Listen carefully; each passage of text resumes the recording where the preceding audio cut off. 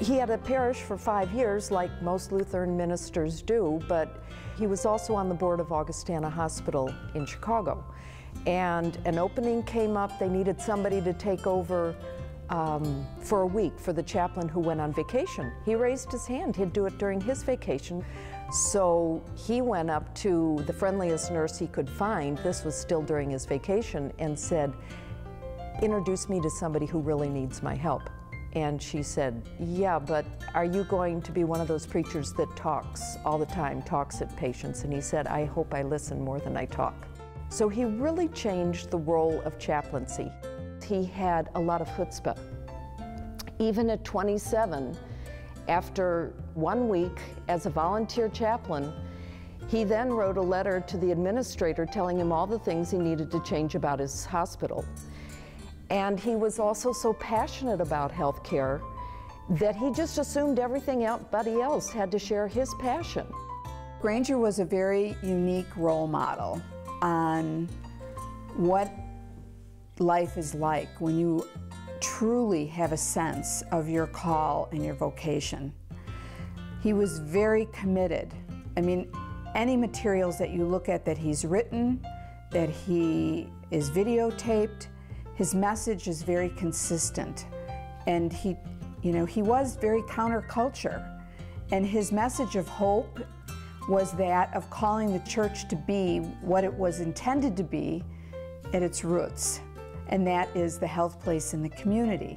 He set up the first holistic health center in Hinsdale, Illinois. There were eventually 13 holistic health centers in various communities, but financially they were becoming more and more difficult. How do you find a doctor who's willing to work for not very much money? They realized it was not realistic, and Dad went back to the idea of the nurse. The nurse was the one person who understood both the physical and the spiritual.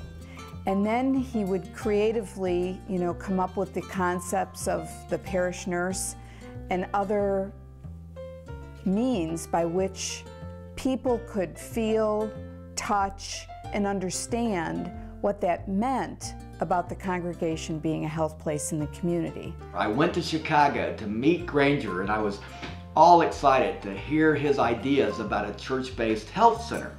Only he was totally distracted. He was completely focused on this new idea that he told me about that he called parish nursing. Granger was my mentor. We started with 6 parish nurses, always ecumenical program. At Lutheran General, we met with Granger personally, and Granger had interviewed me personally. That interview and our meetings always began with prayer. Granger, he listened to us. He mentored us on pastoral care counseling, on interacting with the pastor, and he taught us, and he's the reason I became a parish nurse. The excitement about the future for us is in parish nursing. Thank you to Wheat Ridge for helping get started the whole parish nurse movement. And I can't say enough personally to thank Granger for helping inspire me, and we will take his legacy here in Memphis and we will take it all over the world. I am confident that parish nursing will live and grow for years to come. He had lots of energy. Granger began the parish nurse program at age 70. No rocking chair for Granger. He never retired. He was working up until he died almost. In fact, when he was the last 2 weeks of his life, second to the last week, he was in a nursing home, and then he went over to Marion Joy Rehab Center. He was not dying at this point, and he had Parkinson's disease, so he was at Marion Joy. But as he and I were waiting for the medical van to pick him up to go to Marion Joy, he's getting antsy, and he's saying, "Jill, you've got to take me. I know the chaplain's around here somewhere, or the administrator. I've got to tell him about the parish nurse project, because a parish nurse would be perfect here." So he never stopped.